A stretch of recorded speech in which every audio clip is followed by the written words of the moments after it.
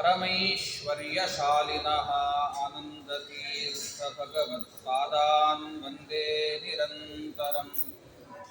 भवति यदनुभावादिडमुकोऽपि वाग्मी जडमतिरपि जन्तुर्जायते प्राज्ञमौलिः।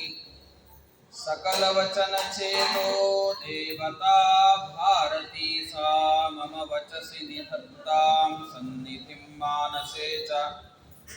नमो वस्तात्विका देवा विष्णुभक्तिपरायणाः धर्ममार्गे प्रेरयन्तु भवन्तः सर्व एव हि। यस्य वाक्कामधेनुर्नः कामितार्थान् प्रयच्छति सेवेतं जययोगीन्द्रं कामबाणच्चिदं सदा। अर्थिकल्पितकल्पोऽयं प्रत्यर्थिगजकेसरी व्यासतीर्थगुरुर्भूयादस्मदिष्टार्थसिद्धये।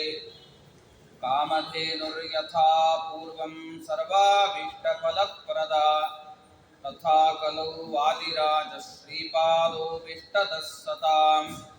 प्रणमत्कामधेनुञ्च भजत्सुरतरूपमं श्रीभावबोधकृत्पादचिन्तामणिमुपास्महे।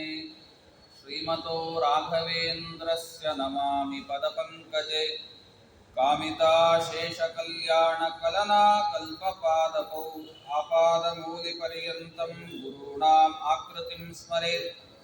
तेन विघ्नाः प्रणश्यन्ति सिद्ध्यन्ति च मनोरथाः।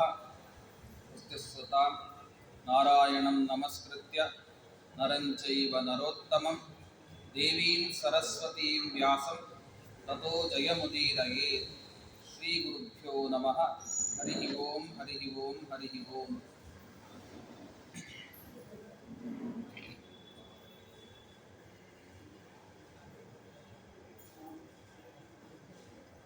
ಸಂಜಯರು ಮಹಾಭಾರತದ ಸಂಗ್ರಹವನ್ನು ತಿಳಿಸಿಕೊಡ್ತಾ ನಿನ್ನೆ ತಿಳಿದಂತೆ ಮಹಾಭಾರತದ ಪಾರಮ್ಯವನ್ನು ಅದರ ಉತ್ತಮತ್ವವನ್ನು ಕೆಲವು ಶ್ಲೋಕದಿಂದ ನಿರೂಪಣೆ ಮಾಡಿಕೊಟ್ರು. ಮುಂದೆ ಹೇಳ್ತಾರೆ, ಸದ್ವಿಜೈಹಿ ಸಹವಾಸೇನ ಜಾಹ್ನವ್ಯ ದರ್ಶನೇನ ಚ ವಿಷ್ಣೋ ಸ್ಮರಣ ಮಾತ್ರೇಣ ಸರ್ವಪಾಪೈ ಪ್ರಮುಚ್ಯತೆ. ಯಾರು ಈ ಮಹಾಭಾರತ ಕಥೆಯನ್ನು ಶ್ರವಣ ಮಾಡ್ತಾ ಇದ್ದಾರೋ ಅವರಿಗೆಲ್ಲ ರೀತಿಯಾಗಿರ್ತಕ್ಕಂಥ ಮಹಾಪಾತಕಗಳು ಕೂಡ ನಾಶವಾಗ್ತಾ ಇತ್ತು.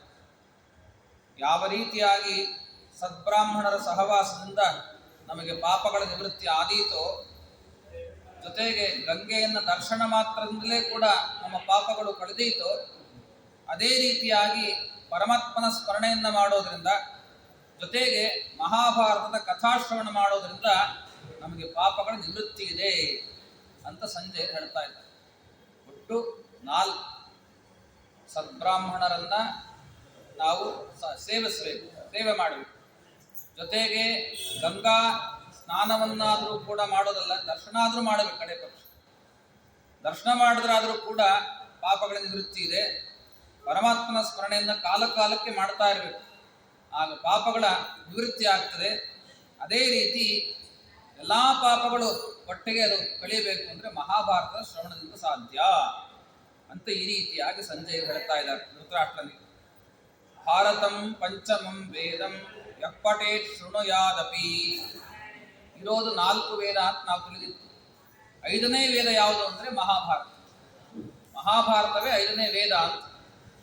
ಅಂತಹ 5ನೇ ವೇದವನ್ನ ಪಠೇತ್ ಶೃಣುಯಾದಪಿ, ಯಾರನ್ನ ಪಾರಾಯಣ ಮಾಡ್ತಾ ಇದ್ದಾರೆ, ಅಂದ್ ಯಾರು ಕೇಳ್ತಾ ಇದ್ದಾರೆ, ಸಮುಕ್ತ ಸರ್ವ ಪಾಪೇಭ್ಯ, ಎಲ್ಲ ಪಾಪಗಳಿಂದ ಕೂಡ ತಾರು ಮುಕ್ತನಾಗ್ತಾ ಇದ್ದಾನೆ. ವಿಷ್ಣು ಸಾಯುಜ್ಯಮಾಪ್ನುಯಾತ್ ಅಂತ ದೊಡ್ಡ ಕೀರ್ತಿ.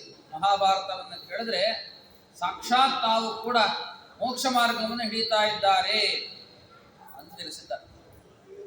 ಶ್ರೀಮದಾಚಾರ್ಯ ತಾತ್ಪರ್ಯಗಳಲ್ಲಿ ಹೇಳ್ತಾರೆ, ವೇದಕ್ಕಿಂತಲೂ ಶ್ರೇಷ್ಠವಾದದ್ದು ಮಹಾಭಾರತ.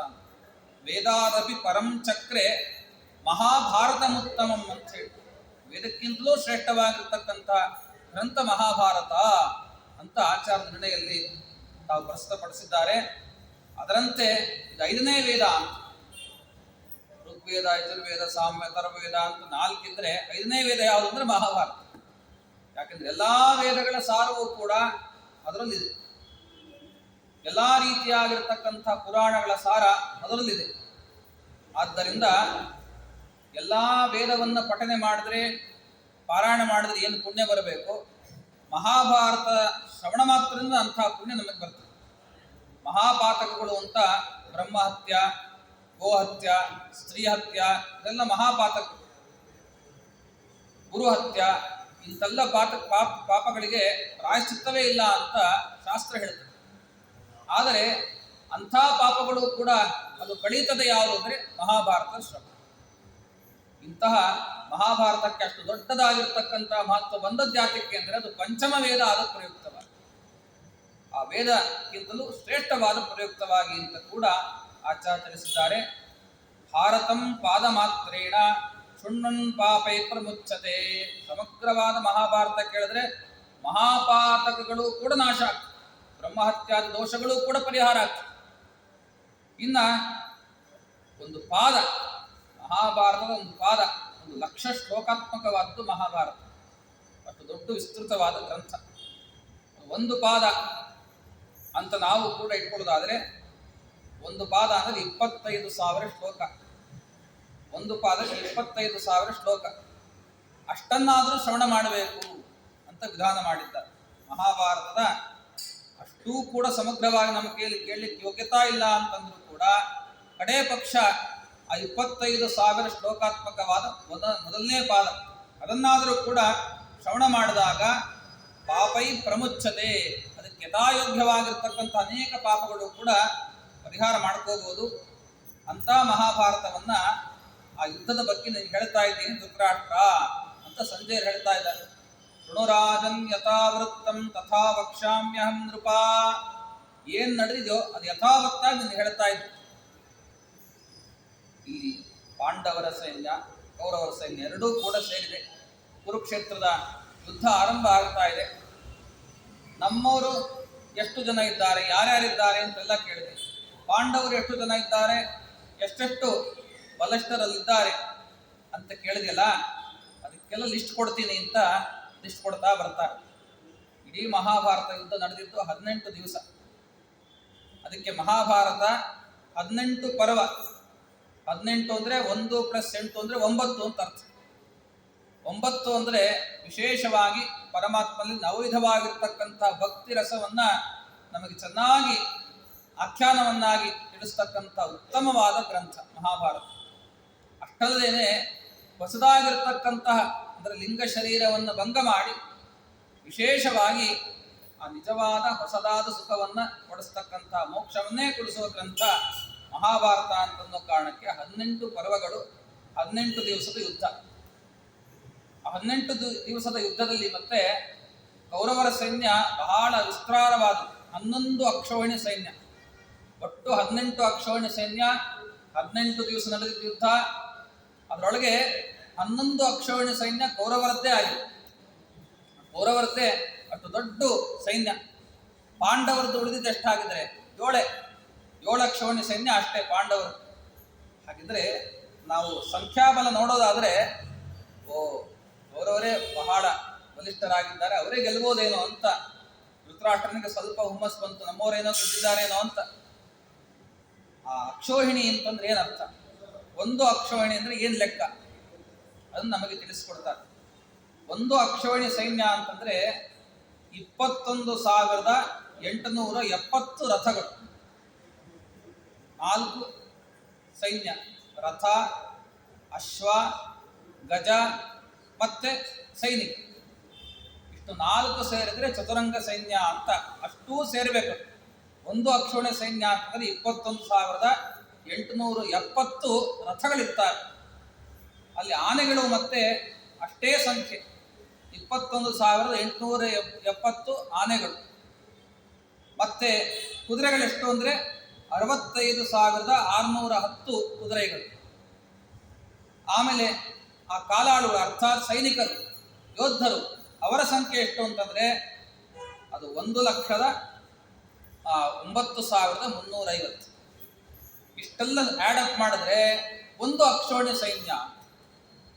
ಅಂಥದ್ದು ಇಡೀ ಹಾಗಿದ್ರೆ ಕೌರವ ಪಾಂಡವರ ಸೈನ್ಯವನ್ನು ಸೇರಿಸಿದ್ರೆ 18 ಅಕ್ಷೋಣಿ ಸೈನ್ಯ. ಅಲ್ಲಿ ಕೌರವರ ಸೈನ್ಯವೇ ಕೂಡ ಏನಿಲ್ಲ ಅಂತಂದ್ರು 24,05,700 ಯೋಧರಿದ್ದಾರೆ.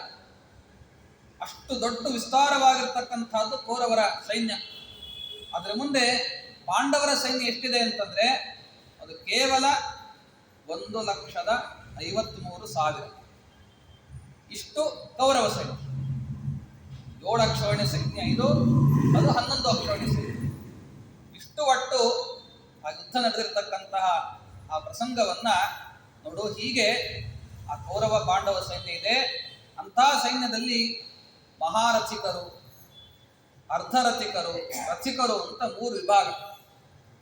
ಅತಿರಥರು, ಮಹಾರಥರು ಮತ್ತೆ ರಥಿಕರು ಅಂಥೇಳಿ ಈ ರೀತಿಯಾಗಿ ಆ ವಿಭಾಗಗಳಿದ್ದಾವೆ. ಅಲ್ಲಿ ಯಾರ್ಯಾರು ಮಹಾರಥಿಕರಾಗಿದ್ದಾರೆ, ಯಾರು ಅರ್ಧರಥಿಕರಾಗಿದ್ದಾರೆ, ಯಾರು ಕೇವಲ ರಥಿಕರಾಗಿದ್ದಾರೆ ಅಂತ ಎಲ್ಲ ಮಾಹಿತಿಯನ್ನು ಕೊಡ್ತೀನಿ ಅಂತ ಸಂಜಯ್ ಹೇಳ್ತಾ ಇದ್ದಾರೆ. ಮಹಾಭಾರತದಲ್ಲಿ ಯಾರ್ಯಾರು ಮಹಾರಥಿಕರು ಸಂಗ್ರಹ ರೂಪದಲ್ಲಿ ಹೇಳ್ತಾರೆ. ಬಹಳ ತಲೆಗೆ ಆರಾಮಾಗಿ ನೆನಪಿಟ್ಕೊಂಡ್ಬಿಡುವುದು. ಪಾಂಡವರ ಮತ್ತೆ ಕೌರವರು ಎರಡೂ ಸೇರಿಸಿ ಹೇಳ್ತಾ ಇದ್ದಾರೆ.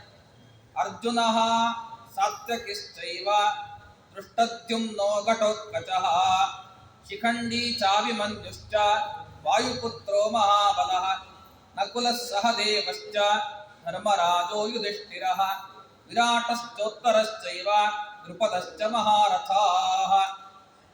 ಮಹಾರಥರು ಅಂತ, ಆ ಮಹಾರಥರು ಅಂತಂದ್ರೆ ಒಬ್ಬರೇ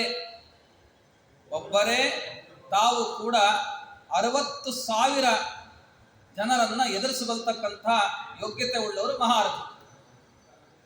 ಅಂಥವ್ರು ಯಾರು ಪಾಂಡವರ ಸೈನ್ಯದಲ್ಲಿ ಅಂತಂದ್ರೆ ಅರ್ಜುನ, ಸಾತ್ಯಕಿ, ಧರ್ಮರಾಜ, ದೃಷ್ಟದ್ಯುಮ್ನ, ಘಟೋತ್ಕಚ, ಶಿಖಂಡಿ, ಅಭಿಮನ್ಯು ಮತ್ತೆ ನಮ್ಮ ಭೀಮಸೇನ ದೇವರು, ನಕುಲ, ಸಹದೇವ, ಧರ್ಮರಾಜ, ಯುಧಿಷ್ಠಿರ ಇಷ್ಟೆಲ್ಲರೂ ಕೂಡ ಆ 13 ಜನ ಮಹಾರಥಿಕರು. ಅದರಲ್ಲೂ ಭೀಮಸೇನ ದೇವರ ಬಗ್ಗೆ ಇನ್ನು ವಿಶೇಷ ಹೇಳ್ತಾರೆ. ಅತಿ ಮಹಾರಥಿಕರು ಅಂತಂದ್ರೆ ಭೀಮಸೇನ ದೇವರು. ಅತಿ ಮಹಾರಥಿಕರು ಅಂತಂದ್ರೆ ಅದೇನು ಅಂತಂದ್ರೆ 7,20,000 ಸೈನ್ಯವನ್ನು ಒಬ್ಬರೇ ಎದುರಿಸಬಲ್ತಕ್ಕಂಥ ಸಾಮರ್ಥ್ಯ ಉಳ್ಳವರು ಭೀಮಸೇನ ದೇವರು. ಒಟ್ಟು 12+1 ಅಂತಾಯ್ತು. ಹೀಗೆ 13 ಜನ ಇಂಥ ಮಹಾರಥಿಕರು, ಅತಿ ಮಹಾರಥಿಕರಿದ್ದಾರೆ ಇಲ್ಲಿ ಪಾಂಡವರ ಸೈನ್ಯ. ಆದರೆ ಕೌರವ ಸೈನ್ಯದಲ್ಲಿ 21 ಜನ ಮಹಾರಥಿಕರು, ಒಬ್ಬರಲ್ಲ ಇಬ್ಬರಲ್ಲ 21 ಜನ ಮಹಾರಥಿಕರಿದ್ದಾರೆ. ಅವರೆಲ್ಲ ಯಾರು ಮತ್ತೆ? ಕೌರವಾಣಾಂ ಬಲಯೋತ್ತ, ಒಂದು ಶಕುನಿ, ಇನ್ನೊಂದು ದುರ್ಯೋಧನ, ಮತ್ತೆ ಭೀಷ್ಮ, ಕೃತವರ್ಮ, ಜಯದ್ರಥ, ಭೂರಿಶ್ರವಸ್, ಬಾಲ್ಯಕರಾಜ, ಭಗದತ್ತ, ಉಲೂಕರಾಜ, ಸೋಮದತ್ತ, ಶಿಶಿಬಂಧುರಾಜ, ಪಾರ್ಥಿವ, ದ್ರೋಣಾಚಾರ್ಯರು, ಅಶ್ವತ್ಥಾಮಾಚಾರ್ಯರು, ಕೃಪಾಚಾರ್ಯರು, ಶಲ್ಯ, ವೃಷಸೇನ, ಅಲಾಯುಧ, ವೈತರ್ಕನ, ಮತ್ತೆ ವಿಕರ್ಣ, ಕಲಿಂಗ, ದುಶ್ಯಾಸನ, ದುರ್ಯೋಧನ ಎಲ್ಲ ಸೇರಿಸಿದ 21 ಮಹಾರಥಿಕರು ಕೂಡ ಕೌರವ ಸೈನ್ಯದಲ್ಲಿದ್ದಾರೆ. ನಮಗೆ ಸಂಖ್ಯೆ ನೋಡಿ ಹೆದರೋದು ಬೇಕಾಗಿಲ್ಲ. ಆ ಸಂಖ್ಯೆ ನಿಜವಾಗಲೂ ಕೂಡ ಸೈನ್ಯದ ಸಂಖ್ಯೆಯೂ ಕೂಡ ದುರ್ಯೋಧನ ಸೈನ್ಯನೇ ಹೆಚ್ಚು, ಮಹಾರಥಿಕರಿರೋದು ಕೌರವರಲ್ಲೇ ಹೆಚ್ಚು. ಆದರೂ ಕೂಡ ಪರಮಾತ್ಮನ ವಾಯುದೇವರ ಅನುಗ್ರಹವನ್ನು ಪಡೆದಿರತಕ್ಕಂತಹ ಮಹಾನುಭಾವರು ಯುಧಿಷ್ಠಿರಾದಿಗಳಾದ ಪ್ರಯುಕ್ತವಾಗಿ ಅವರ ಸೈನ್ಯ ಸಂಖ್ಯೆ ಕಮ್ಮಿ ಇದ್ದರೂ ಕೂಡ, ಮಹಾರಥಿಕರ ಸಂಖ್ಯೆ ಬಹಳ ಕಮ್ಮಿ ಇದ್ದರೂ ಕೂಡ ಆ ಯುದ್ಧವನ್ನು ಪರಮಾತ್ಮ ಗೆಲ್ಲಿಸಿದ್ದ. ತಾತ್ಪರ್ಯ ಏನು ಮತ್ತೆ? ಯಾರು ಪರಮಾತ್ಮನನ್ನ ವಿಶೇಷವಾಗಿ ಆರಾಧನೆಯನ್ನು ಮಾಡ್ತಾ ಇದ್ದಾರೋ ಅವ್ರು ಯಾವಾಗಲೂ ಕೂಡ ಜಯನೇ ಅಂತ. ಅವ್ರ ಮುಂದೆ ಎಂಥ ರೀತಿಯಾಗಿರ್ತಕ್ಕಂತಹ ಘಟಾನುಘಟಗಳು ಬಂದರೂ ಕೂಡ ಸರ್ವಥಾ ಆ ಭಗವದ್ಭಕ್ತರನ್ನು ಏನೇನು ಮಾಡಲಿಕ್ಕೆ ಸಾಧ್ಯ ಇಲ್ಲ. ಸಾಕ್ಷಾತ್ ಪರಮಾತ್ಮನೇ, ಕೃಷ್ಣ ಪರಮಾತ್ಮನೇ ಅಲ್ಲಿ ಸಾರಥಿಯಾಗಿದ್ದಾನೆ ಅರ್ಜುನನಿಗೆ. ಭೀಮಸೇನ ದೇವರು, ವಾಯುದೇವರೇ ಸಾಕ್ಷಾತ್ ಅಲ್ಲಿ ನಿಂತಿದ್ದಾರೆ. ಇಷ್ಟೆಲ್ಲ ಆ ಕಾರಣಕ್ಕೆ ಪಾಂಡವರಿಗೆ ಆ ಗೆಲುವನ್ನು ಕೊಡಿಸ್ತಕ್ಕಂಥವನ್ನಾಗ್ತಾ ಇದ್ದಾನೆ ಪರಮಾತ್ಮ. ಹೀಗೆ ಮತ್ತೆ ಭೀಷ್ಮರು ಕೂಡ ಆ ಮಹಾಭಾರತದ ಪ್ರಸಂಗದಲ್ಲಿ ಮಾತಾಡ್ತಾರೆ. ಅರ್ಜುನ ಸಹಪುತ್ರೇಣ ದ್ರೋಣ ಸಹಸುತೇನ ಚ ಅಹಂ ಭೂರಿ ಶ್ರವಶ್ಚೈವ ಷಡೇತಿ ಅತಿರಥ ಸ್ಮೃತಾಹ. ಅದರಲ್ಲೂ ಕೂಡ ವಿಭಾಗವನ್ನು ಹೇಳ್ತಾರೆ. ಮಹಾರಥಿಕರು ಅನ್ನೋದು ಜನರಲ್, ಅದರಲ್ಲೂ ಕೂಡ ತಾರತಮ್ಯ ಇದೆ ಅಂತ ಭೀಷ್ಮಾಚಾರ್ಯ ಹೇಳಿದ್ದಾರೆ. ನಾನು ಅಂದರೆ ಭೀಷ್ಮಾಚಾರ್ಯರು ಜೊತೆಗೆ ದ್ರೋಣಾಚಾರ್ಯ, ಅವರ ಮಕ್ಕಳಾಗಿರ್ತಕ್ಕಂಥ ಅಶ್ವತ್ಥಾಮಾಚಾರ್ಯ, ಭೂರಿ ಶ್ರವಸ್, ಈ 6 ಜನ ಅತಿರಥರು ಅಂತ ಕರೆಸಿಕೊಂಡಿದ್ದಾರೆ. ಅತಿರಥರು ಅಂತಂದ್ರೆ 60,000 ಯೋಧರ ಜೊತೆಗೆ ಒಬ್ಬರೇ ಯುದ್ಧ ಮಾಡಲಿಕ್ಕೆ ಸಮರ್ಥ, ಅವರು ಅತಿರಥರು ಅಂತ ಕರೆಸಿಕೊಂಡಿದ್ದಾರೆ. ಇಟ್ಟಲ್ಲದೆ ಮತ್ತೆ ನಮ್ಮ ಕೌರವ ಸೈನ್ಯದಲ್ಲಿ ಇನ್ನೂ ಮತ್ತೆ ಮುಂದೆ ಇದ್ದಾರೆ. ಕೃಪಃ ಕೃತವರ್ಮಾಚ ಭದ್ರರಾಜೋ ಯುಧಿಷ್ಠಿರ ವಿರಾಟೋ ಭೀಮಸೇನಶ್ಚ ಷಡೇಶೇ ಮಹಾರಥಾಃ. ಮತ್ತೆ 6 ಜನ ಮಹಾರಥಿಕರಿದ್ದಾರೆ. ಅದರಲ್ಲಿ ಕೃಪಾ, ಕೃತವರ್ಮ, ಭದ್ರರಾಜ, ಶಲ್ಯ, ಜೊತೆಗೆ ಪಾಂಡವರ ಸೈನ್ಯದಲ್ಲಿ ಯುಧಿಷ್ಠಿರ, ವಿರಾಟ ರಾಜ, ಮತ್ತೆ ಅದರಲ್ಲೂ ಕೂಡ ಅತಿ ಮಹಾರಥಿಕ ಅಂದರೆ ಭೀಮಸೇನ. ಹಾಗಿದ್ರೆ ಒಬ್ಬೊಬ್ಬರು ಕೂಡ ಏನಿಲ್ಲ ಅಂತಂದ್ರು 7,20,000 ಮಂದಿ ಜೊತೆಗೆ ಒಬ್ಬರೇ ತಾವು ಯುದ್ಧ ಮಾಡಲಿಕ್ಕೆ, ಅವರನ್ನೆಲ್ಲ ಸಂಹಾರ ಮಾಡಲಿಕ್ಕೆ ಸಮರ್ಥರು. ಇಂಥವರೆಲ್ಲರೂ ಕೂಡ ಆ ಉಭಯ ಸೈನ್ಯದಲ್ಲಿದ್ದಾರೆ. ಸಾತ್ಯಕಿ, ಶಿಖಂಡಿ, ದೃಷ್ಟದ್ಯುಮ್ನ, ವಿರಾಟನ ಮಗನಾಗಿರ್ತಕ್ಕಂಥ ಉತ್ತರ ಕುಮಾರ, ಮತ್ತೆ ಶಕುನಿ ಇವರೇ ಆ ಶಕುನಿಯ ಮಗನಾಗಿರ್ತಕ್ಕಂಥವ್ರು ಎಲ್ಲರೂ ಕೂಡ ಸೇರಿದ್ರೆ ಅವರು ಸಮರ್ಥರು ಅಂತ. ಸಮರ್ಥರು ಅಂದ್ರೆ ಏನಿಲ್ಲ ಅಂತಂದ್ರು 5,000 ಜನರನ್ನು ಒಬ್ಬರೇ ಎದುರಿಸಲಿಕ್ಕೆ ಸಮರ್ಥರು ಅಂತ. ಅದಲ್ಲದೆ ಮತ್ತೆ ಅರ್ಧರಥರು ಅಂತಿದ್ದಾರೆ. ಸಮರಥರು, ಅರ್ಧರಥಿಕರು ಯಾರು ಅಂದ್ರೆ ದುಶ್ಯಾಸನ, ಕರ್ಣ, ವೃಷಸೇನ, ಘಟೋತ್ಕಚ, ನಕುಲ, ಸಹದೇವ, ಈ 6 ಜನರು ಕೂಡ ಒಬ್ಬೊಬ್ಬರು 2,500 ಯೋಧರನ್ನ ತಾವು ಎದುರಿಸಲಿಕ್ಕೆ ಸಮರ್ಥ. ಹೀಗೆ ಮಹಾಭಾರತದ ಯೋಧರ ಬಗ್ಗೆ ನಾವು ನೋಡೋದಾದರೆ ಲಕ್ಷೋಪಾದಿಯಲ್ಲಿ ಅನೇಕ ಸೈನ್ಯ ಇದೆ. ಅಷ್ಟಲ್ಲದೇನೆ ಮತ್ತೆ ಈ ಕಡೆಗೆ ಮಹಾರಥಿಕರು, ಅತಿರಥಿಕರು, ಮತ್ತೆ ಅರ್ಧರಥಿಕರು, ಸಮರಥಿಕರು, ಇಷ್ಟು 4 ವಿಭಾಗದಲ್ಲಿ ಕೂಡ ಇಷ್ಟು ಜನ ಇದ್ದಾರೆ ಅಂತ ತಿಳಿಸಿಕೊಟ್ಟಿದ್ದಾರೆ. ಇದು ಇಡೀ ಮಹಾಭಾರತದ ಆ ಸಂಖ್ಯೆಯ ಬಲವನ್ನು ನಮಗೆ ತಿಳಿಸಿಕೊಟ್ಟು ಸಂಜೆ. ಅಲ್ಲದೇನೆ ಮತ್ತೆ ಮಹಾಭಾರತ ಗ್ರಂಥ ಅನ್ನೋದೇ 18 ಪರ್ವಾತ್ಮಕವಾಗಿದೆ. ಧೃತರಾಷ್ಟ್ರ ಅದನ್ನ ಕೇಳಿದ್ರೆ ಸಾಕು. ಅದನ್ನ ನಿತ್ಯದಲ್ಲೂ ಕೂಡ ಯಾರು ಇನ್ನ ಸ್ತೋತ್ರ ರೂಪದಲ್ಲಿ ಪಾರಾಯಣ ಮಾಡ್ತಾರೋ, ಎಷ್ಟು ಜನ ಇದ್ರು, ಎಷ್ಟು ದಿವಸ ನಡೆಯಿತು ಯುದ್ಧ ಮಹಾಭಾರತ, ಯಾರ್ಯಾರಿದ್ರಲ್ಲಿ, ಯಾರ್ಯಾರು ಮಹಾರಥಿಕರು, ಅರ್ಧರಥಿಕರು ಯಾರು, ರಥಿಕರು ಯಾರು, ಸಮರಥಿಕರು ಯಾರು ಅಂತ ನಾವು ನಿತ್ಯ ಅದನ್ನು ಪಾರಾಯಣ ಮಾಡಿದರೆ ಸಾಕು. ನಮಗೇನಾಗ್ತದೆ ಅಂದರೆ ಮತ್ತೆ ಅವನಿಗೆ ಪುನರ್ಜನ್ಮನೇ ಇಲ್ಲ ಅಂತ ಬೆಳಗಾಗಿದ್ದು ಸ್ಮರಣೆ ಮಾಡುತ್ತೆ. ಅದಕ್ಕೋಸ್ಕರ ಈ ಸಂಜಯರು ನಮಗೆ ದೊಡ್ಡ ಉಪಕಾರ ಮಾಡಿದ್ದಾರೆ. ಇಡೀ ಮಹಾಭಾರತದ ಆ ಪ್ರಸಂಗವನ್ನೆಲ್ಲವನ್ನೂ ಕೂಡ ಸಂಗ್ರಹ ರೂಪದಲ್ಲಿ ಹೇಳ್ತಾ ಇದ್ದಾರೆ. ಆ 18 ಪರ್ವಗಳಲ್ಲಿ ಸಂಕೀರ್ತ್ಯ 24 ರೇತೇವೈ, ಒಟ್ಟು 24 ಜನ ಮಹಾ ಯೋಧರು, ಘಟಾನುಘಟಿಗಳು ಉಭಯ ಸೈನ್ಯದಲ್ಲಿ ಕೂಡ ಇದ್ದಾರೆ. ಆ 24 ಜನ ಹೆಸರು ತಗೊಂಡ್ರೆ ಸಾಕು ನಮ್ಗೆ ಬೆಳಗಾಗಿತ್ತು. ಏನಾಗ್ತದೆ ಅಂತಂದ್ರೆ ಎಲ್ಲ ರೀತಿಯಾಗಿರ್ತಕ್ಕಂಥ ಆಪತ್ತುಗಳಿಂದ ದೂರ ಮಾಡಿಕೊಂಡು ತಾವು ಸಂಕೀರ್ತ್ಯ ಪ್ರಾತರುತ್ಥಾಯ ದೀರ್ಘ ಆಯುಮಯ ಅವಾಪ್ನುಯಾತ್, ದೀರ್ಘಾಯುಷ್ಯವನ್ನು ಪಡೀತಾ ಇದ್ದಾರೆ. ಯಾರು ಕೂಡ ಇಂಥ ಮಹಾಭಾರತದ ಆ ಯೋಧರನ್ನು ಸುಮ್ಮನೆ ಹೆಸರು ತಗೊಂಡ್ರೆ ಸಾಕು, ಅಥವಾ ಹೆಸರು ನೆನಪಿಲ್ಲ ಅಂದ್ರೆ ಸ್ಮರಣೆ ಆದರೂ ಮಾಡಿಕೊಡ್ರಿ. ಕಡೆ ಪಕ್ಷ ಹಿಂಗಿದ್ರಂತೆ, ಹಿಂಗಾಯ್ತಂತೆ ಮಹಾಭಾರತ ಅಂತ ಈ ರೀತಿ ಬೆಳಗಾಗೆದ್ದು ಯಾರು ಸ್ಮರಣೆ ಮಾಡ್ತಾ ಇರ್ತಾರಲ್ಲ ಅಂಥವ್ರಿಗೆ ದೀರ್ಘವಾದ ಆಯುಷನ್ನು ಪರಮಾತ್ಮ ಕೊಡ್ತಾ ಇದ್ದಾನೆ ಅಂತ ಸಂಜಯರು ಹೇಳ್ತಾ ಇದ್ದಾರೆ.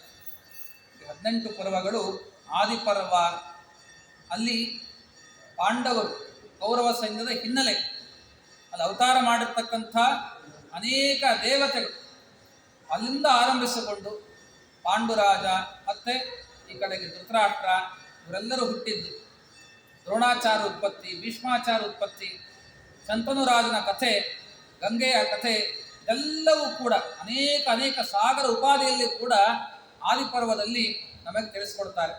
ಅದು ಮೊದಲನೇ ಪರ್ವ, ಆದಿಪರ್ವ. ಸಭಾಪರ್ವ ಅಂತ. ಸಭಾಪರ್ವ ಅಂತಂದ್ರೆ ನಮ್ಮ ಪಾಂಡವರು ರಾಜಸೂಯ ಯಜ್ಞವನ್ನು ಮಾಡತಕ್ಕಂಥ ಉತ್ತಮವಾದ ಪರ್ವ. ನನ್ನ ಹೇಳಿದಂತೆ ಎಲ್ಲಾ ಬ್ರಹ್ಮಾದಿ ದೇವತೆಗಳೇ ಸೇರಿರ್ತಕ್ಕಂಥ ಏಕೈಕ ಯಜ್ಞ ಅಂದ್ರೆ ಪಾಂಡವರು ಮಾಡಿರ್ತಕ್ಕಂಥ ರಾಜಸೂಯ ಯಜ್ಞ. ಆ ರಾಜಸೂಯ ಯಜ್ಞದ ಮಾಹಿತಿ ಎಲ್ಲಿ ಕೊಡ್ತಾರೆ ಅಂದ್ರೆ ಸಭಾಪರ್ವದಲ್ಲಿ. ಇಂದ್ರಪ್ರಸ್ಥವನ್ನ ಧೃತರಾಷ್ಟ್ರ ಪಾಂಡವರಿಗೆ ಕೊಟ್ಟಾಗ ಆ ಸಣ್ಣದಾದ ಪಟ್ಟಣದಲ್ಲಿ ಒಂದಲ್ಲ ಎರಡಲ್ಲ ಒಬ್ಬೊಬ್ಬರು ಕೂಡ ರಾಶಿ ರಾಶಿ ಬೆಟ್ಟದಂತೆ ಸಂಪತ್ತನ್ನು ಹಾಕಿದ್ರಂತೆ. ಇಡೀ 14 ಲೋಕವನ್ನು ದಿಗ್ವಿಜಯ ಮಾಡಿಕೊಂಡು ಬಂದು ಭೀಮಸೇನ ದೇವರು ಇಡೀ ಆ ಪಟ್ಟಣವೇ ಕೂಡ ವಜ್ರಮಯವಾಗಿ ವಜ್ರದ ಬೆಟ್ಟವಾಗಿ ಪರಿಣಮಿಸಿತ್ತು ಅಂತ ಈ ರೀತಿಯಾಗಿ ಅಲ್ಲಿ ವರ್ಣನೆ ಮಾಡ್ತಾರೆ. ಅಂಥ ಉತ್ತಮವಾಗಿರ್ತಕ್ಕಂಥ ಸಭಾಪರ್ವ. ಅಲ್ಲಿ ನಿನ್ನೆ ಹೇಳಿದಂತೆ ಅನೇಕ ಜ್ಞಾನಿಗಳ ಸಮಾಗಮ. ಅಲ್ಲಿರ್ತಕ್ಕಂಥ ನಿತ್ಯದಲ್ಲೂ ಕೂಡ ಲಕ್ಷ ಲಕ್ಷ ಬ್ರಾಹ್ಮಣರ ಭೋಜನೆ. ಅದು ಒಂದು ಹೊತ್ತಿಗಷ್ಟೇ. 1 ಗಂಟೆ ಬಾರಿಸಿದ್ರು ಅಂತಂದ್ರೆ 1 ಲಕ್ಷ ಬ್ರಾಹ್ಮಣರ ಭೋಜನ ಆಯಿತು ಅಂತ. ಆಗ ಎಷ್ಟೋ ಸರ್ತಿ ಗಂಟೆ ಹೊಡಿತಾ ಇದ್ದಂತೆ ರಾಸು ಯಜ್ಞದ ಸಂದರ್ಭದಲ್ಲಿ. ಬಡಿಸೋರು ಹಿಂಗಾಗಿರ್ಬೇಡ ಪಾಪ. ಎಂಜಿಲ್ಗೋಮ ಮಾಡೋರು ಯಾರು? ಪರಮಾತ್ಮ ಸಾಕ್ಷಾತ್ ಕೃಷ್ಣ ಪರಮಾತ್ಮನೇ. ಅವನೇ ಆ ಬ್ರಾಹ್ಮಣರೆಲ್ಲ ತೆಗಿತಾ ಇದ್ದಾನೆ. ಅಂಥ ಸೇವೆಯನ್ನು ತಾನು ಒಪ್ಪಿಸಿಕೊಂಡಿದ್ದಾನೆ. ಬೇರೆಯವರಿಗೆಲ್ಲ ದೊಡ್ಡ ದೊಡ್ಡ ಜವಾಬ್ದಾರಿ ಕೊಟ್ಬಿಟ್ಟ. ಫೈನಾನ್ಸ್ ಡಿಪಾರ್ಟ್ಮೆಂಟು ದುರ್ಯೋಧನ ಕೊಟ್ಬಿಟ್ಟ. ನೀನು ನೋಡ್ಕೋ, ಹೊಟ್ಟೆ ಹುರ್ಕೊಂಡು ಸಾಯಿ ಅಂತ. ಎಷ್ಟೆಷ್ಟು ರಾಶಿ ಬರ್ತಾ ಇದೆ ಇವರಿಗೆ. ರಾಜ್ಯಗಳೆಲ್ಲ ಬರಬೇಕು, ದೇಶ ವಿದೇಶದಿಂದ ಬಂದು ಸಂಪತ್ತನ್ನು ಕೊಡಬೇಕು. ರಾಸಯಜ್ಞದ ಅವರು ಕೂಡ ಏನು ಬೇಕಾದಷ್ಟು ರಥದಲ್ಲಿ ತುಂಬಿಕೊಂಡು ಬಂದು ಪಾಂಡವರ ಮುಂದೆ ಸುರಿಸ್ಬೇಕು.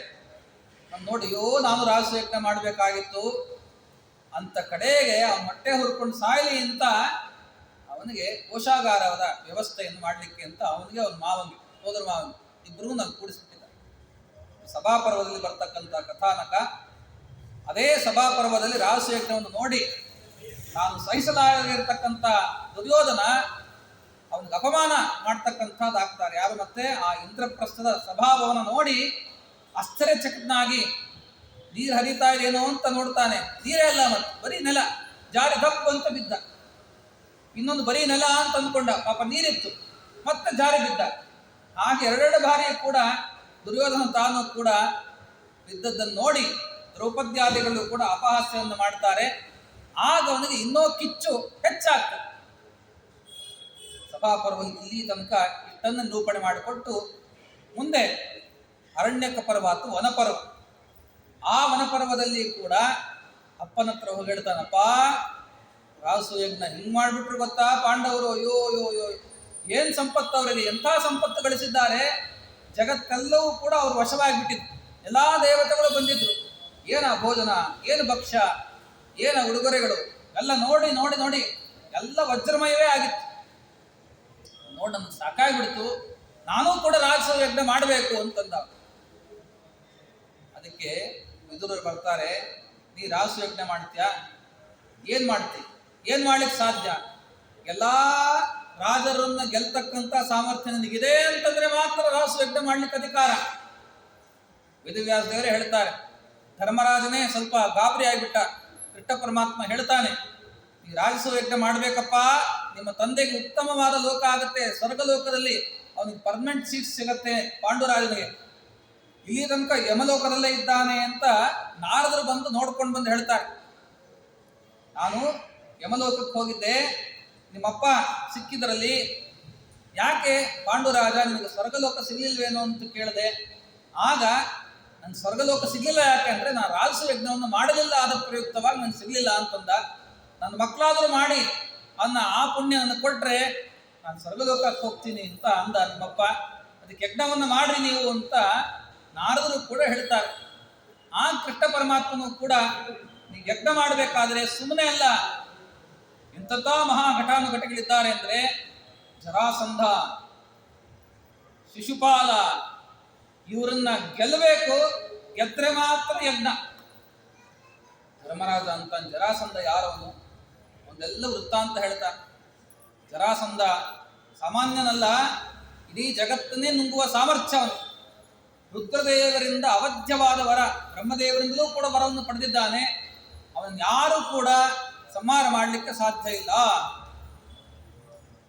ಈ ರೀತಿಯಾಗಿ ಆ ಜರಾಸಂಧನ ವೃತ್ತಾಂತವನ್ನು ಪರಮಾತ್ಮ ಹೇಳಿ ಅದನ್ನು ಕೇಳ್ತಾ ಇದ್ದಂಗೆ ನಡುಕ ಹುಟ್ಟುಬಿಡ್ತದೆ. ಯಾರಿಗೆ? ನಮ್ಮ ಧರ್ಮರಾಜ. ಬೇಡಪ್ಪ, ರಾಸು ಯಜ್ಞ ಮಾಡೋದೇ ಬೇಡ ಅಂತ ಕೂತ್ಬಿಟ್ಟ.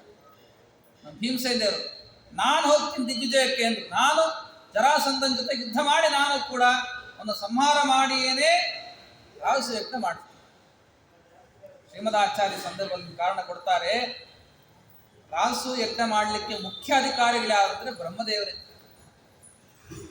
ಇವನಿಗೆ ಅರ್ಥಾತ್ ವಾಯುದೇವರಾಗಿರ್ತಕ್ಕಂಥ ಭೀಮಸೇನ ದೇವರಿಗೆ ಮುಂದೆ ಬ್ರಹ್ಮ ಪದವಿ ಸಿಗಬೇಕು ಅಂತ, ಕೊಡಿಸ್ಬೇಕು ಅಂತ ಪರಮಾತ್ಮ ರಾಸು ಯಜ್ಞವನ್ನು ಬೇಕಂತಲೇ ಭೀಮಸೇನ ದೇವರ ಕಡೆಯಿಂದ ಮಾಡಿಸಿ.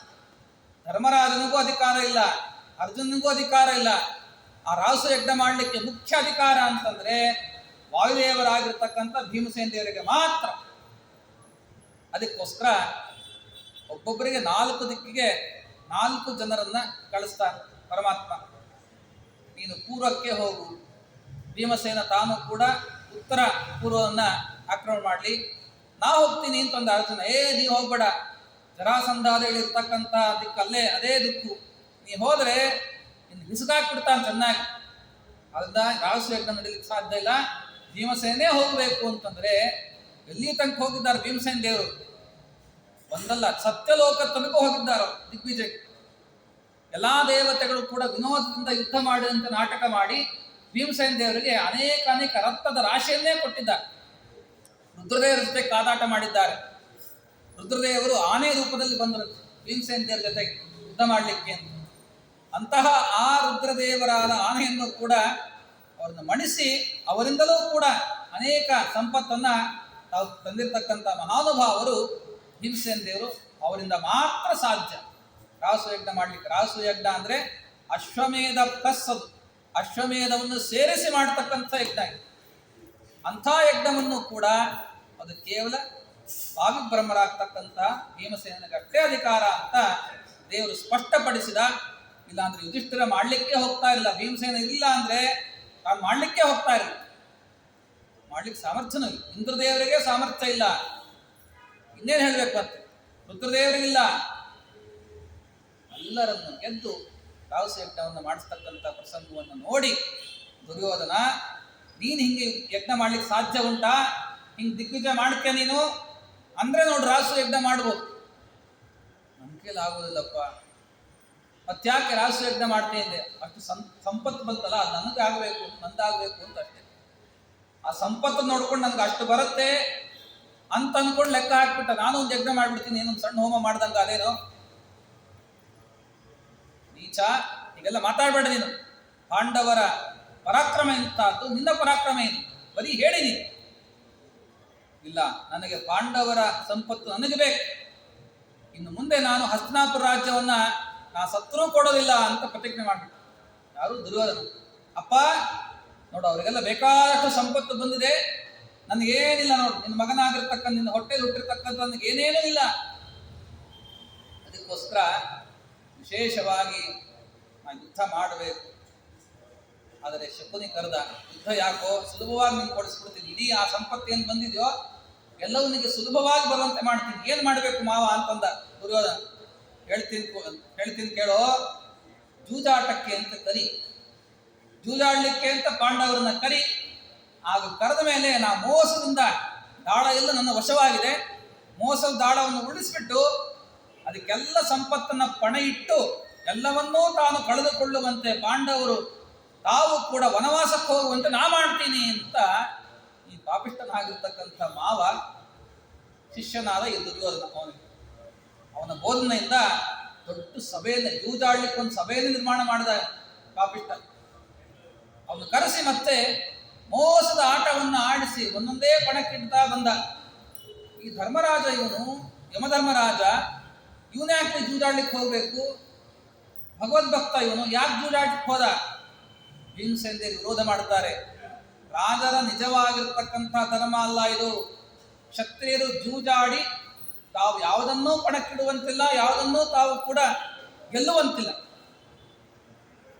ಆದರೂ ಕೂಡ ಧರ್ಮರಾಜ ಜೂಜಾಡ್ಲಿಕ್ಕೆ ಯಾಕೆ ಹೋದ? ಕಾರಣವನ್ನ ಶ್ರೀಮದಾಚಾರ್ಯ ಮಾತ್ರ ಕೊಡ್ತಾರೆ. ಧರ್ಮರಾಜನಿಗೆ ಕಲಿ ಆವೇಶ ಆಗಿತ್ತು, ಅದಕ್ಕೋಸ್ಕರ ಜೂಜಾಡ್ಲಿಕ್ಕೆ ಹೋದ. ಭೀಮಸೇನ ಹೋಗಿಲ್ಲ ನೋಡಿ.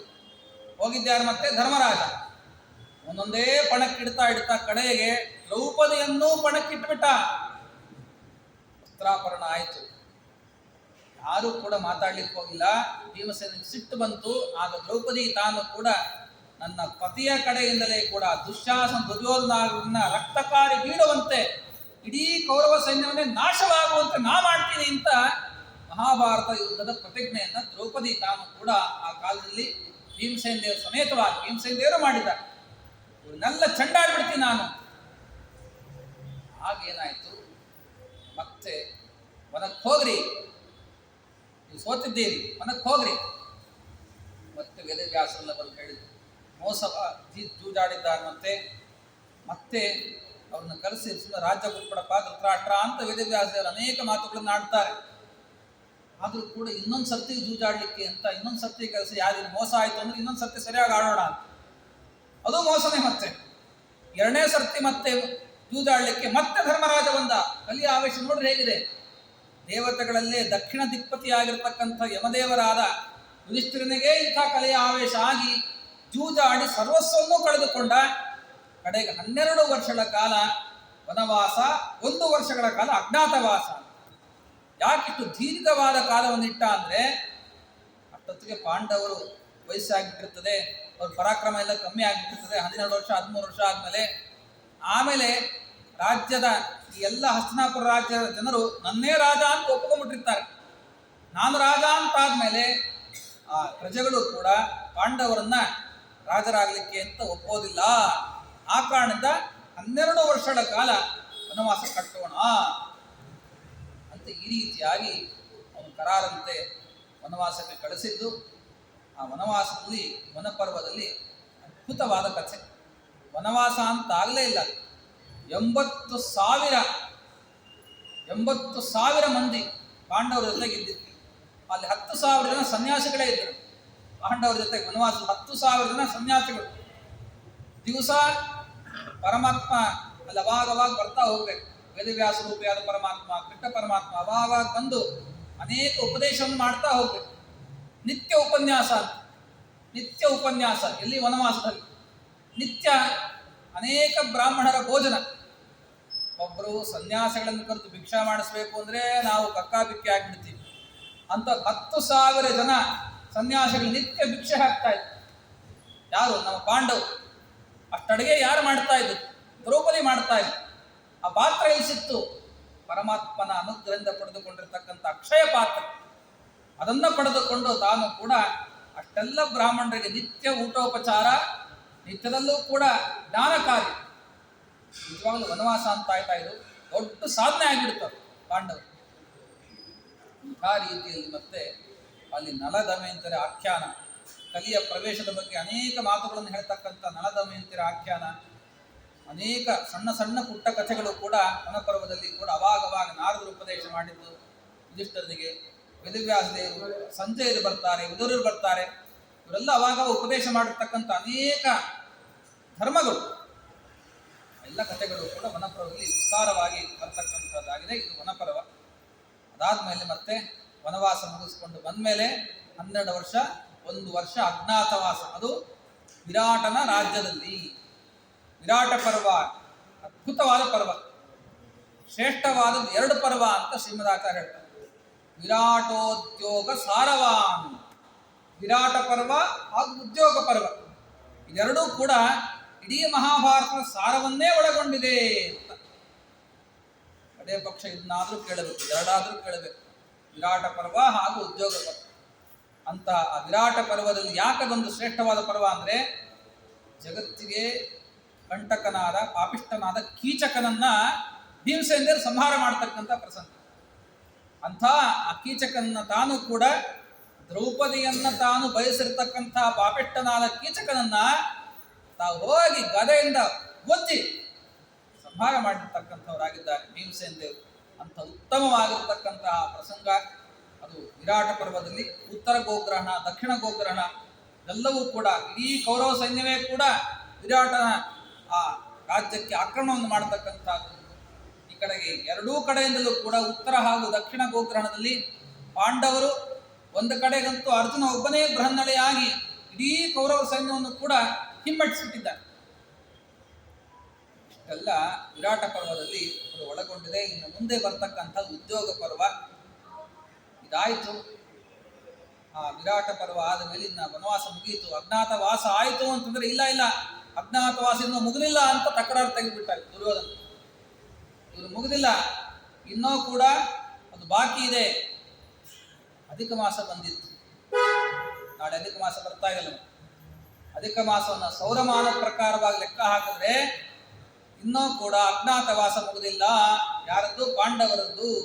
ಆದ್ರಿಂದ ಮತ್ತೆ ನಮ್ಮ ಕಣ್ಣಿಗೆ ಬಿದ್ದಿದ್ದಾರೆ ಆದ್ರಿಂದ ಮತ್ತೆ 12 ವರ್ಷ ವನವಾಸಕ್ಕೆ ಹೋಗ್ಲಿ ಅಂತಂದ ದುರ್ಯೋಧನ. ಆಗ ಪಾಪಿಷ್ಟನಾಗಿರ್ತಕ್ಕಂಥ ದುರ್ಯೋಧನಿಗೆ ನಿರ್ಣಯ ಕೊಡ್ಲಿಕ್ಕಿಂತ ಭೀಷ್ಮಾಚಾರ ತಾವು ಕೂಡ ಹೀಗೆಲ್ಲ ಮಾತಾಡ್ಬೇಡಪ್ಪ, ನಾವು ಚಾಂದ್ರಮಾನವನ್ನೇ ವ್ಯವಹಾರಕ್ಕೆ ಸ್ವೀಕಾರ ಮಾಡಬೇಕು. ಚಾಂದ್ರಮಾನದ ಪ್ರಕಾರ ಇಡೀ ಆ ಪಾಂಡವರು 12 ವರ್ಷದ ವನವಾಸವನ್ನ, 1 ವರ್ಷದ ಅಜ್ಞಾತವಾಸನ ಪೂರ್ಣವಾಗಿ ತಾವು ಕೂಡ ಮುಗಿಸಿದ್ದಾರೆ.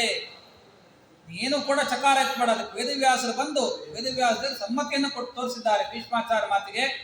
ಅವಾಗ ಒಪ್ಕೊಂಡ ಅವನು. ಒಪ್ಕೊಳ್ಳಿಕ್ ತಯಾರಿಲ್ಲ ಅವನು, ಯಾಕಂದ್ರೆ ರಾಜ್ಯ ಕೊಡಬೇಕಾಗತ್ತೆ ಅಂತ.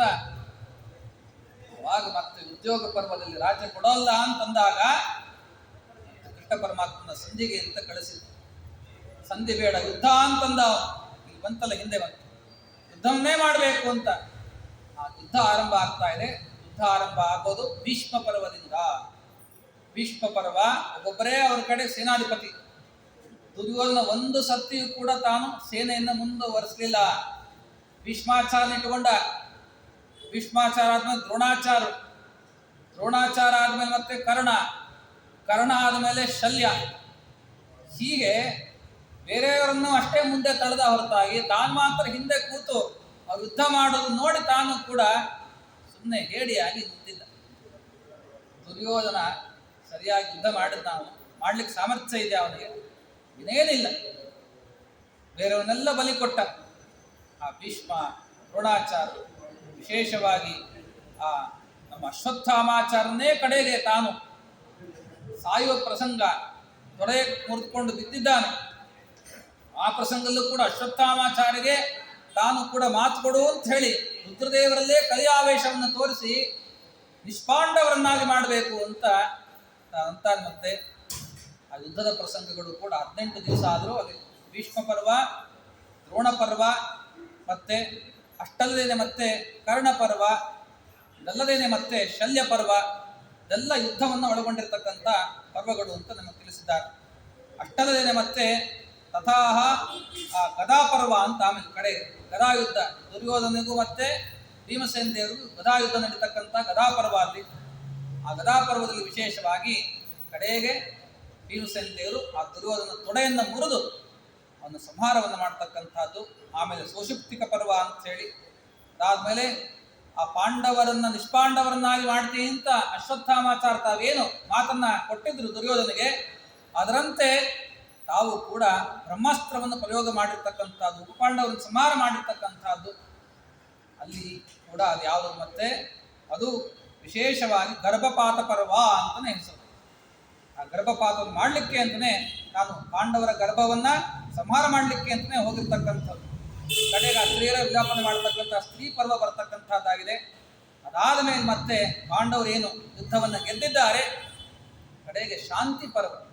ಭೀಷ್ಮಾಚಾರ ತಾವು ಕೂಡ ವಿಶೇಷವಾಗಿ ಶರಪಂಜರದ ಮೇಲೆ ಮಲ್ಕೊಂಡಿದ್ದಾರೆ. ಧರ್ಮರಾಜನಿಗೆ ಯುದ್ಧವನ್ನು ಗೆದ್ದರೂ ಕೂಡ ಮನಸ್ಸಿಗೆ ಶಾಂತಿನೇ ಇಲ್ಲ. ಏನೋ ನಾನು ಪಾಪ ಮಾಡಿಬಿಟ್ಟೆ, ಆ ಪಾಪ ಮಾಡಿ ಇಡೀ ನನ್ನ ಕೌರವ ಸೈನ್ಯವನ್ನು ಕೂಡ ನಾಶ ಮಾಡಿ ಅಣ್ಣ ತಮ್ಮದನ್ನೇ ಬಲಿ ಕೊಟ್ಟು ಹಸ್ತಿನಾಪುರ ಸಿಂಹಾಸನದಲ್ಲಿ ಕೂತ್ಕೊಳ್ಳಿಕ್ಕೆ ಅಂತ ನಾನು ಕೂತಿದ್ದಿಲ್ಲ, ಎಂಥ ಪಾಪ ನಾನು ಅಂತ ಅಂದ್ಕೊಂಡ. ಕೃಷ್ಣ ಪರಮಾತ್ಮ ಬಂದು ಉಪದೇಶ ಮಾಡ್ತಾನೆ, ನೀ ಪಾಪ ಮಾಡಿಲ್ಲಪ್ಪ, ನಿಜವಾಗಲೂ ಕ್ಷತ್ರಿಯ ಧರ್ಮವನ್ನು ಉಳಿಸಿದ್ದಿ. ಕ್ಷತ್ರಿಯ ಧರ್ಮ ಅಂದ್ರೇನು? ಶ್ರೀಮದಾಚಾರ್ಯ ಹೇಳ್ತಾರೆ, ಬ್ರಹ್ಮಡ್ವಿಟ್ ತದನುಬಂಧಿ ನಿಗ್ರಹ ಏವ ಕ್ಷತ್ರಿಯಾಣಾಂ ಪರಮೋ ಧರ್ಮ. ಯಾರು ಭಗವದ್ವೇಷಿಗಳಿದ್ದಾರೋ, ಭಗವದ್ಭಕ್ತರ ದ್ವೇಷಿಗಳಿದ್ದಾರೋ ಅವರು ತಲೆಯನ್ನು ತೆಗೆಯತಕ್ಕಂಥದ್ದೇ ನಿಜವಾದ ಕ್ಷತ್ರಿಯನ ಕರ್ತವ್ಯ. ಅದೇ ಕೆಲಸ ಮಾಡಿದ್ದೆಪ್ಪ. ದುರ್ಯೋಧನಾದಿಗಳೆಲ್ಲರೂ ಕೂಡ ಬ್ರಹ್ಮದ್ವೇಷಿಗಳು, ಭಗವದ್ಭಕ್ತರನ್ನು ದ್ವೇಷ ಮಾಡಿರ್ತಕ್ಕಂಥವು. ಇಂಥ ಪಾಪಟ್ಟರೆ ತಲೆ ತೆಗೆದು ನಿನಗೆ ಪಾಪನೇ ಬಂದಿಲ್ಲ, ಇನ್ನೂ ಪುಣ್ಯನೇ ಬಂದಿದ್ದು ನಿನಗೆ ಅಂತ ಈ ರೀತಿಯಾಗಿ ಕೃಷ್ಣ ಪರಮಾತ್ಮ ವೇದವ್ಯಾಸ ದೇವರು ಹೇಳಿದ್ರು. ಭೀಮಸೇನ ಹೇಳ್ತಾ ಇದ್ದಾನೆ. ಮತ್ತೆ ಹರಿವಾಯುಗಳು ಹೇಳಿದ್ರು ಕೂಡ ತಲೆಗೆ ಹೋಗಿಲ್ಲ. ಯಾರಿಗೆ? ಯುಧಿಷ್ಠಿರನಿಗೆ. ಕಡೆಗೆ ತನ್ನ ನಿಯತ ಗುರು ಯಾರು? ದುನಾಮಕ ವಸುಗಳು. ಅವರು ಶರಪಂಜರದ ಮೇಲೆ ಭೀಷ್ಮಾಚಾರ ಮಲ್ಕೊಂಡಿದ್ದಾರೆ, ಅಲ್ಲಿ ಕರ್ಕೊಂಡು ಹೋಗಿದ್ದು ಅನೇಕ ಉಪದೇಶಗಳನ್ನು ಮಾಡತಕ್ಕಂಥ ಅನುಶಾಸನ ಪರ್ವ. ಅನುಶಾಸನ ಪರ್ವದಲ್ಲಿ ವಿಶೇಷವಾಗಿ ವಿಷ್ಣು ಸಹಸ್ರನಾಮ ಅಲ್ಲೇ ಬಂದಿರತಕ್ಕಂಥದ್ದು. ಅಂತ ಅನುಶಾಸನ ಪರ್ವದಲ್ಲಿ ಉಮಾಮಹೇಶ್ವರ ಸಂವಾದ, ಅನೇಕ ಉಪಕಥೆಗಳು, ಅನೇಕ ದೃಷ್ಟಾಂತ ರೂಪವಾಗಿ ಭೀಷ್ಮಾಚಾರ್ಯರು ಕೂಡ ಇಡೀ ಧರ್ಮವನ್ನು, ಅನೇಕ ಧರ್ಮವನ್ನು ಕೂಡ ನಮ್ಮ ಯುಧಿಷ್ಠಿರನಿಗೆ ಉಪದೇಶವನ್ನು ಮಾಡ್ತಾರೆ. ಅಲ್ಲಿ ತಾವು ಕೂಡ ನಿರ್ಯಾಣವನ್ನು ಹೊಂದುತ್ತಾರೆ ಕಡೆಗೆ. ಮತ್ತೆ ಅಂತ ಅನುಶಾಸನ, ಉತ್ತಮವಾಗಿರ್ತಕ್ಕಂಥ ಅನುಶಾಸನ ಪರ್ವ ಅಷ್ಟಾದ್ಮೇಲೆ ಮತ್ತೆ ಆ ಅಶ್ವಮೇಧಿಕ ಪರ್ವ ಅಂತ ಬರ್ತಕ್ಕಂಥದ್ದಾಗಿದೆ. ಕಡೆಗೆ ಸ್ವರ್ಗಾರೋಹಣ ಪರ್ವ ಅಂತ ಪಾಂಡವರೆಲ್ಲರೂ ಕೂಡ ತಮ್ಮ ಅವತಾರ ಕಾರ್ಯವನ್ನು ಸಮಾಪ್ತಿಗೊಳಿಸಿಕೊಂಡು ಸ್ವರ್ಗಾರೋಹಣವನ್ನು ಮಾಡತಕ್ಕಂಥ ಪರ್ವ. 18 ಪರ್ವಾತ್ಮಕವಾದ್ದು. ಅದರ ಮೇಲೆ ಖಿಲಭಾಗ ಅಂತ ಹರಿವಂಶ. ಆ ಹರಿವಂಶ ಎಂಬತಕ್ಕಂತಹ ಇಡೀ ಎಲ್ಲ ಸೂರ್ಯ ಚಂದ್ರರ ವಂಶದ ವಿಸ್ತಾರವಾಗಿರ್ತಕ್ಕಂಥ ಪ್ರತಿಯೊಬ್ಬ ರಾಜರುಗಳ ಹೆಸರು. ಆ ಹರಿವಂಶ ಮಹಾಭಾರತದ ಖಿಲಭಾಗ ಅಂತ ಉತ್ತಮವಾಗಿರ್ತಕ್ಕಂಥ ಇಡೀ ಮಹಾಭಾರತವನ್ನು ಸಾಕ್ಷಾತ್ ವೇದವ್ಯಾಸರು 18 ಪರ್ವಾತ್ಮಕವಾಗಿ ರಚನೆ ಮಾಡಿಕೊಡ್ತಕ್ಕಂಥವರಾಗಿದ್ದಾರೆ. ಇಂತಹ ಆ ಭಾರತ ಅದಕ್ಕೋಸ್ಕರ ಶ್ರೇಷ್ಠವಾದ ಗ್ರಂಥ ಅಂತ ಆಗಿದೆ. ಏನು ಭಾರತ? ಭಾರತ ಅಂದ್ರೆ ಏನು ಅರ್ಥ? ಭಾ ರ ತ ಅಂತ ಬಿಡಿಸ್ಕೊಡ್ತಾರೆ ಸಂಜಯ್. ಭಾ ಅಂತಂದ್ರೆ ಭಾತಿ ಸರ್ವೇಷು ವೇದೇಶು.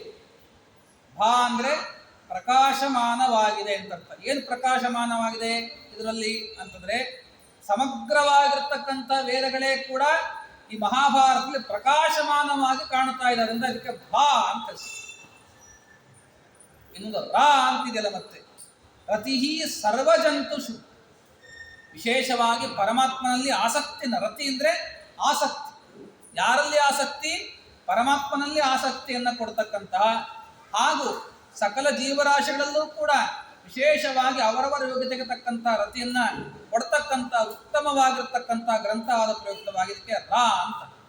ಭಾ ಸಕಲ ವೇದಗಳ ಸಾರ, ರಾ ಪರಮಾತ್ಮನಲ್ಲಿ ವಿಶೇಷವಾದ ಆಸಕ್ತಿ ಉಂಟಾಗುವಂತಹ ಉಪದೇಶ, ತ ಇಷ್ಟನ್ನ ಮಾಡಿಸಿಕೊಟ್ಟು ನಮ್ಮನ್ನ ಸಂಸಾರದ ತರಣ ಮಾಡ್ತಕ್ಕಂತಹ ಗ್ರಂಥ.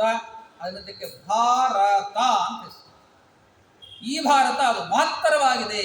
ಎಲ್ಲಾ ಗ್ರಂಥಕ್ಕಿಂತಲೂ ಕೂಡ ಶ್ರೇಷ್ಠವಾದದ್ದು ಆ ಕಾರಣದ ಮಹಾಭಾರತ ಅಂತ ಇದಕ್ಕೆ ಹೆಸರು.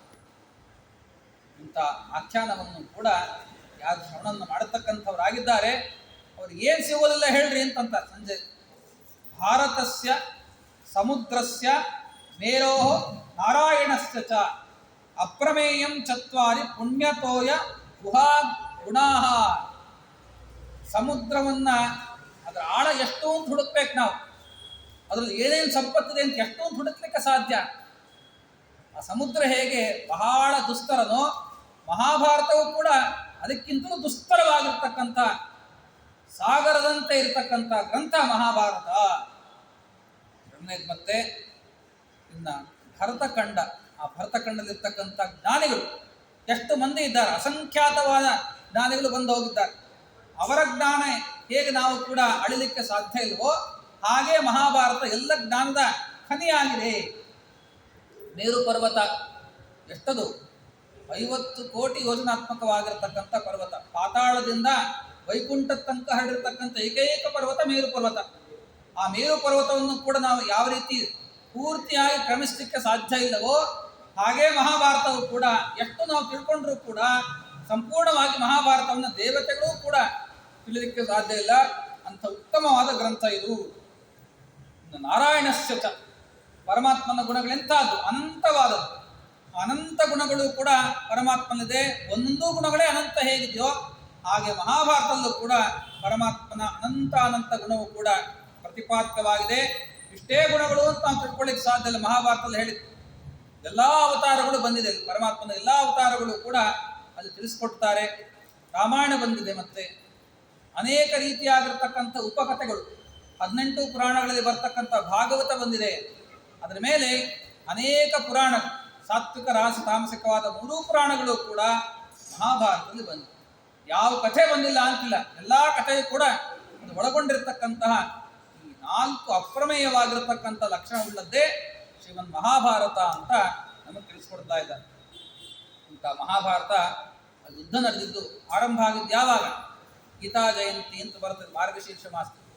ಹಿಮಂತು ಋತುವಿನ ಹೇಮಂತೆ ಪ್ರಥಮೇ ಮಾಸೆ ಶುಕ್ಲ ಪಕ್ಷೆ ತ್ರಯೋದಶಿ ಪ್ರವೃತ್ತಂ ಭಾರತಂ ಯುದ್ಧಂ ನಕ್ಷತ್ರೇ ಯಮದೈವತೆ. ಯುದ್ಧ ಆರಂಭ ಆಯಿತು. ಎಲ್ಲಿ? ಏಕಾದಶಿ ದಿವಸ.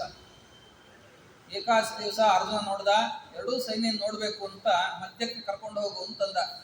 ಕೃಷ್ಣ ಪರಮಾತ್ಮ, ನಿನಗೆ ಆ ಕಡೆ ಇಲ್ಲ ಈ ಕಡೆ ಇಲ್ಲ, ನಿನ್ನ ಮನಸ್ಸೇ ಮಧ್ಯದಲ್ಲಿ ಕೂತ್ಕೊಂಡ್ಬಿಟ್ಟಿದೆ, ಏನು ಅಂತ ಕೇಳ್ದ ಪರಮಾತ್ಮ. ನಾನು ಯುದ್ಧ ಮಾಡಲಿಕ್ಕೆ ಆಗೋದಿಲ್ಲ. ಯಾಕಪ್ಪ? ನನ್ನವರನ್ನೇ ಕೊಂದುಬಿಟ್ಟು ಒಂದು ರಾಜ್ಯಕ್ಕೋಸ್ಕರ ಅಂತ ನನ್ನವರನ್ನೇ ಕೊಂದು ಹಾಕಿಬಿಟ್ಟು ಕುಲಕ್ಷಯವನ್ನು ಮಾಡಲಿಕ್ಕೆ ನಾ ತಯಾರಿಲ್ಲ ಅಂತ ಕೂತ್ಬಿಟ್ಟ. ಅದಕ್ಕೆ ಪರಮಾತ್ಮ ಆ ಭೀಷ್ಮ ಪರ್ವದಲ್ಲಿ ಕೂಡ ಭಗವದ್ಗೀತಾ ಉತ್ತಮವಾಗಿರ್ತಕ್ಕಂಥ ಇಡೀ ಭಾರತದ ಒಂದು ಶ್ರೇಷ್ಠವಾಗಿರ್ತಕ್ಕಂಥ ಘಟ್ಟ ಶ್ರೀಮದ್ ಭಗವದ್ಗೀತಾ ಅದನ್ನ ಪರಮಾತ್ಮ 18 ಅಧ್ಯಾಯಾತ್ಮಕವಾಗಿ ತಾನು ಕೂಡ ನಿರೂಪಣೆಯನ್ನು ಮಾಡಿಕೊಟ್ಟು ಅರ್ಜುನ ಮೂಲಕ ಜಗತ್ತಿಗೆ ಉಪದೇಶವನ್ನು ಕೊಟ್ಟಿದ್ದಾನೆ. ನಿಮ್ಮ ನಿಮ್ಮ ವರ್ಣಾಶ್ರಮದ ಕರ್ತವ್ಯನ ಚಾಚೂ ತಪ್ಪದೇ ಮಾಡಬೇಕು. ಅದೇ ದೊಡ್ಡ ಸಾಧನೆ, ಅದೇ ದೊಡ್ಡ ಮೂಗು ಸಾಧನೆ. ಅದು ಬಿಟ್ಟು ಬೇರೆ ಕರ್ತವ್ಯ ಮಾಡ್ಲಿಕ್ಕೆ ಹೋದ್ರೆ ನಿಮಗೆ ಏನಾಗುತ್ತೆ? ಅನರ್ಥವಾಗತ್ತೆ. ಗೀತೆಯ ಸಾರ ಆ ಕರ್ಮಗಳನ್ನು ಮಾಡಬೇಕು. ಪ್ರತಿಯೊಬ್ಬರೂ ಕೂಡ ಕರ್ಮದಿಂದ ತಾವು ಪರಮಾತ್ಮನನ್ನ ಪೂಜಿಸಬೇಕು. ಆ ಕರ್ಮ ಹೇಗೆ ಮಾಡಬೇಕು? ನಿಷ್ಕಾಮ ರೂಪದಿಂದ ಮಾಡಿ, ಫಲ ಅಪೇಕ್ಷೆ ಇರಬಾರ್ದು. ಆ ಕರ್ಮ ಮಾಡಬೇಕಾದರೂ ಕೂಡ ಎಲ್ಲ ಕರ್ಮದಲ್ಲಿಯೂ ಕೂಡ ಪ್ರತಿಪಾದನೆ ಪರಮಾತ್ಮನೇ ಅಂತ ಪರಮಾತ್ಮನಲ್ಲೇ ಮನಸ್ಸಿಟ್ಟವರಾಗಿ ಅನುಸಂಧಾನಪೂರ್ವಕವಾಗಿ ಕರ್ಮಗಳನ್ನು ಮಾಡಬೇಕು. ನಿಶ್ಚಂಚಲದಿಂದ ಪರಮಾತ್ಮನನ್ನ ನಾವು ಆರಾಧಿಸಬೇಕು, ಅವನಲ್ಲಿ ಮನಸ್ಸಿಡಬೇಕು. ಅದಕ್ಕೆ ಅಸುರಿ ಸಂಪತ್ತನ್ನು ತ್ಯಾಗ ಮಾಡಬೇಕು, ದೈವಿ ಸಂಪತ್ತನ್ನು ಗಳಿಸಬೇಕು, ವಿಶೇಷವಾಗಿ ಅನೇಕ ಯೋಗ ಮಾರ್ಗವನ್ನು ಹಿಡಿಬೇಕು. ಇಷ್ಟೆಲ್ಲ ಮಾಡತಕ್ಕಂಥ ವ್ಯಕ್ತಿಗೆ ನನ್ನ ವಿಶ್ವರೂಪ ದರ್ಶನ ಅಂತ ಪರಮಾತ್ಮ ತನ್ನ ವಿಶ್ವರೂಪ ದರ್ಶನವನ್ನೇ ಅರ್ಜುನಿಗೋಸ್ಕರ ಅಂತ ತೋರಿಸಿದ. ಅರ್ಜುನ ನೋಡ್ಲಿಕ್ಕೆ ಸಾಮರ್ಥ್ಯ ಇಲ್ಲ, ಅವನಿಗೆ ಒಳ್ಳೆ ದಿವ್ಯವಾದ ಕಣ್ಣನ್ನ ಚಕ್ಷುಸ್ಸನ್ನು ಕೊಟ್ಟು ವಿಶ್ವರೂಪವನ್ನು ತೋರಿಸಿದ್ರೆ ಸಾಕಿನ್ನ ನೋಡಿದ್ದು, ನನಗೆ ನೋಡ್ಲಿಕ್ಕೆ ಸಾಮರ್ಥ್ಯ ಇಲ್ಲ ಅಂತ ಅಂದ್ಬಿಟ್ಟ ಅರ್ಜುನ. ಆ ಪೂರ್ತಿಯಾದ ವಿಶ್ವರೂಪ ನೋಡ್ಲಿಕ್ಕೆ ನಾನು ಸಮರ್ಥನಲ್ಲ, ಕೃಷ್ಣರೂಪನ್ನೇ ತೋರಿಸು ಅಂತಂದ. ಆ ಕೃಷ್ಣರೂಪನಾಗಿ ಬಂದು ಪರಮಾತ್ಮ ನೋಡಿದ್ಯಾ, ನಾ ಎಂಥವನು, ನಿನ್ನ ಸಾರಥಿಯಾಗಿ ನಾನೇ ಬಂದಿದ್ದೀನಿ, ಯುದ್ಧ ಮಾಡಲ್ಲ ಅಂತಂತ ಇದ್ದು. ಉತ್ತಮವಾದ ಗಾಂಡೀವನ್ನು ಹಿಡ್ಕೊಂಡಿದ್ದಿ, ಅವಧ್ಯವಾದ ರಥ ಇದೆ, ಹನುಮಂತನ ಧ್ವಜ ಇದೆ, ಇಷ್ಟೆಲ್ಲ ಇಟ್ಕೊಂಡ್ರು ಕೂಡ, ಇಷ್ಟೆಲ್ಲ ನಿನಗೆ ಸಲಕರಣೆ ಕೊಟ್ಟರು ಕೂಡ ಯುದ್ಧ ಮಾಡೋದಿಲ್ಲ ಅಂತಂತಿಲ್ಲ. ನನ್ನ ಸಂಕಲ್ಪ ಏನು? ಇಡೀ ಆ ದೈತ್ಯರನ್ನ ನಿಮ್ಮ ಕಡೆಯಿಂದ ಸಂಹಾರ ಮಾಡಿಸ್ಬೇಕು ಅಂತ. ನೀನು ನನ್ನ ಮಾತನ್ನು ಕೇಳಲ್ಲ ಅಂದ್ರೆ ಪಾಪ ಬರುತ್ತೋ ಇಲ್ಲ, ನೀನು ಕ್ಷತ್ರಿಯನ ನೀನು ಅಂತ ಪರಮಾತ್ಮ ಕಡೆಗೆ ಉಪದೇಶವನ್ನು ಮಾಡಿ ಆ ಅರ್ಜುನನ ಯುದ್ಧಕ್ಕೆ ಸನ್ನದ್ಧಗೊಳಿಸಿದ್ದು. ಅದು ದ್ವಾದಶಿ ದಿವಸ ತನಕ ಆಯಿತು. ತ್ರಯೋದಶಿ ನಿಜವಾದ ಯುದ್ಧ ಆರಂಭ ಆಯಿತು. ಹೇಮಂತ ಋತುವಿನ ಮಾರ್ಗಶೀರ್ಷ ಮಾಸದ ತ್ರಯೋದಶಿ ದಿವಸ ಯುದ್ಧ ಆರಂಭ ಆಗಿತ್ತು. ಮತ್ತೆ ಆ ಯುದ್ಧ ಯಾವ ನಕ್ಷತ್ರದಲ್ಲಿ ಆರಂಭ ಆಯಿತು ಅಂದರೆ ಯಮದೈವತೆ, ಯಮನ ಸಂಬಂಧಿಯಾಗಿರ್ತಕ್ಕಂಥ ನಕ್ಷತ್ರ. ಅಂದ್ರೆ ಯಾವುದು? ಭರಣಿ ನಕ್ಷತ್ರದಲ್ಲಿ ಆರಂಭ ಆಯಿತು ಯುದ್ಧ. ಭರಣಿ ನಕ್ಷತ್ರದಲ್ಲಿ ಆರಂಭ ಆದರೆ ಪಾಂಡವರು ಧರಣಿಯನ್ನೇ ಗೆದ್ದಿದ್ದಾರೆ ಅಂತ ಅರ್ಥ. ಆ ಭರಣಿ ನಕ್ಷತ್ರದಲ್ಲಿ ಆರಂಭ ಆಗಿರ್ತಕ್ಕಂಥ ಯುದ್ಧ ವಿಶೇಷವಾಗಿ 18 ದಿವಸಗಳ ಕಾಲ ವಿಸ್ತಾರವಾಗಿ ನಡೀತಕ್ಕಂಥದ್ದಾಗಿದೆ. ಯಾವ ಯಾವ ದಿವಸದಲ್ಲಿ ಯಾರ್ಯಾರ ಸಂಹಾರ ಆಯಿತು, ಯಾರ್ಯಾರು ಯಾವ್ಯಾವ ಪರ್ವದಲ್ಲಿ ಸಂಹಾರ ಆಯಿತು ಎಲ್ಲವನ್ನು ಕೂಡ ಹೇಳಬೇಕು ಅಂತ ಅಂದಾಗ ಅದು ವಿಸ್ತಾರವಾಗಿ ಹೇಳ್ತಾರೆ. ಮತ್ತೆ ನಾಳೆ ಸಿಗೋಣ ಅಂತ. ಶ್ರೀಕೃಷ್ಣ ಅರ್ಪಣಮಸ್ತು. ಹರಯೇ ನಮಃ.